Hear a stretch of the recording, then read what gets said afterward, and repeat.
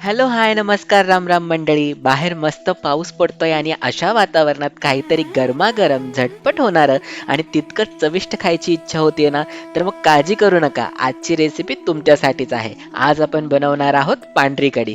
चला तर मग सुरुवात करूयात रेसिपीला. तर आपल्याला सगळ्यात आधी ताक छान घुसळून घ्यायचंय. तर इथे आपण 2 कप दह्याचं ताक तयार केलेलं आहे. ताक करताना आपण यामध्ये पाणी घातलेलं होतं. आता आपण यामध्ये गरजेप्रमाणे अजून पाणी घालूयात आणि हे ताक आपल्याला छान असं घुसळून घ्यायचंय.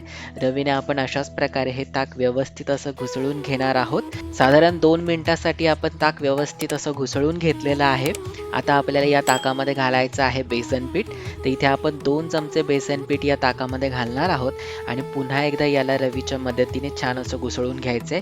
एकही गाठ या ताकामध्ये राहता कामा नये, अशा प्रकारे आपल्याला व्यवस्थित असं हे ताक आणि हे बेसन पीठ छान असं घुसळून घ्यायचंय. चला, आता आपलं ताक तयार आहे. आता आपण फोडणीची तयारी करूयात. त्यासाठी एका कढईमध्ये आपण 2 ते 3 चमचे तूप गरम करायला ठेवलं होतं. तूप छान गरम झालेलं आहे. आता यामध्ये आपण घातलेला आहे 1 छोटा चमचा मोहरी. त्यानंतर घातलेला आहे 1 छोटा चमचा जिरे. जिरे छान फुलले की त्यामध्ये आपल्याला घालायचे आहेत खडे मसाले, ज्यामध्ये आपण घेतलेले आहे 6 हिरवी वेलची, 6 लवंगा, 1 दालचिनी.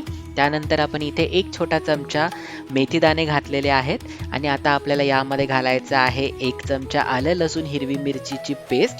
तर इथे साधारण आपण 5 ते 6 हिरव्या मिरच्या, 10 ते 12 लसूण आणि अर्धा इंच आलं याची पेस्ट करून घेतली होती. त्यानंतर यामध्ये आपण घातलेला आहे कढीपत्ता. आता याला आपण छान मिक्स करून घेऊयात आणि मिक्स केल्यानंतर आता आपल्याला यामध्ये घालायचं आहे थोडंसं हिंग. हिंग घातल्यानंतर पुन्हा एकदा आपण हे सगळे पदार्थ छान मिक्स करून घेऊयात आणि आता आपण यामध्ये घालणार आहोत पाणी. तर इथे आपण गरजेप्रमाणे पाणी यामध्ये घालायचं आहे आणि याला छान असं आपण मिक्स करून घेऊयात आणि त्यानंतर आता आपल्याला या पाण्यामध्ये, या फोडणीमध्ये घालायचं आहे चवीप्रमाणे मीठ. तर आता आपण मीठ घालूयात चवीप्रमाणे. त्यानंतर आपल्याला यामध्ये घालायची आहे साखर. तर तुम्हाला कढी कशी गोड हवी आहे त्याप्रमाणे तुम्ही साखर कमी जास्त करू शकता. इथे आपण साधारण 2 चमचे साखर घेतलेली आहे आणि आता याला आपण छान असं मिक्स करून घेऊयात आणि आता स्लो फ्लेमवरती आपण याची एक उकळी काढून घेणार आहोत. उकळी आपण या फोडणीची काढून घेतल्यानंतर मग यामध्ये ताक घातलं की ते फुटत नाही.